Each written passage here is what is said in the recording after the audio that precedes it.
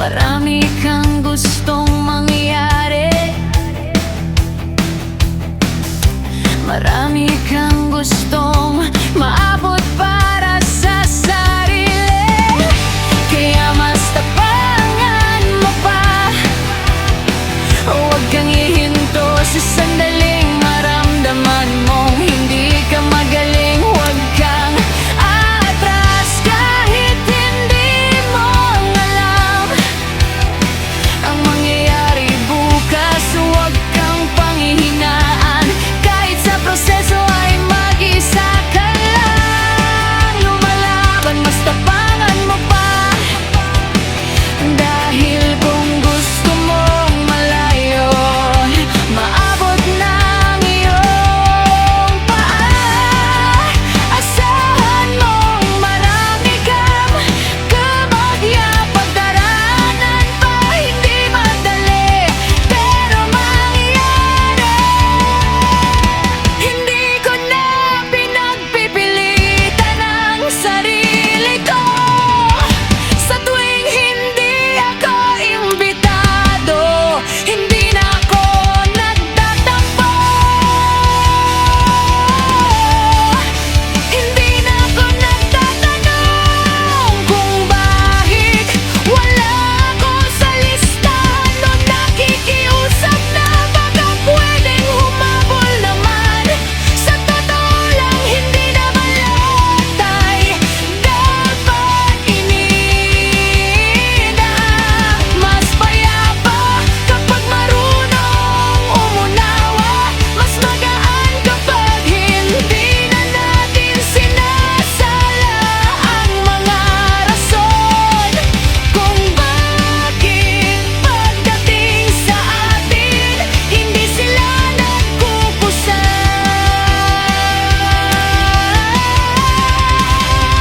Hinahayaan ko na lang.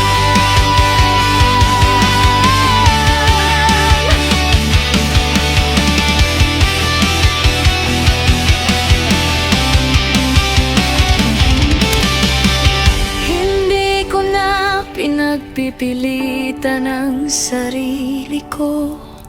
Mas masaya kapag pinipili nating maging malawak, kaysa questionin kung bakit di tayo kasama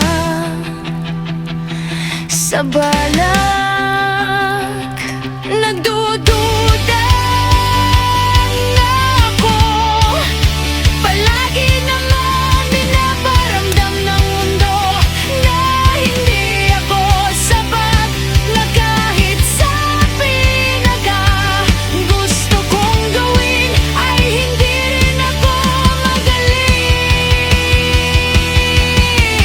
Baka pinitulit na lang bala, baka hindi talaga ako para sa pangarap ko.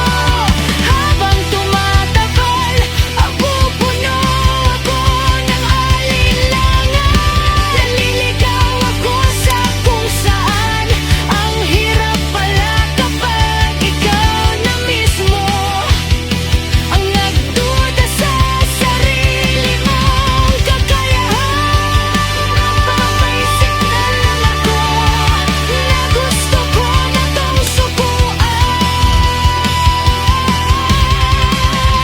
Sana kayanin ko lang, sana paniwalaan ko pa rin na hindi ako nagsikap para sa wala.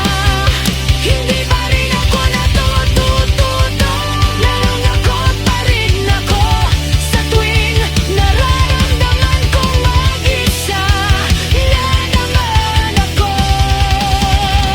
Ang hindi ko nga alam, paulit-ulit naman na akong naiwan, pero masakit pa rin kapag nandyan na naman. Hinahayaan ko balikan ako ng mga taong